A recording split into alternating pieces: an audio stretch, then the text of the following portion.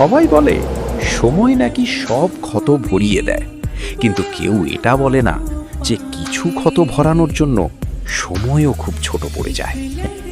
আমরা সারা দিন হাসির মুখোশ পরে ঘুরে বেড়াই, যাতে অন্য কেউ বুঝতে না পারে ভেতরটা কতটা ফাঁকা হয়ে গেছে।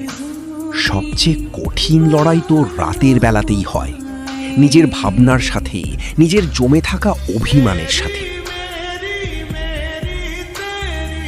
কিছু মানুষ জীবন থেকে চলে যায় ঠিকই, কিন্তু তাদের স্মৃতিগুলো এমনভাবে থেকে যায় যেন তারা কখনোই ছিল না। আবার সব জায়গায় তারাই আছে।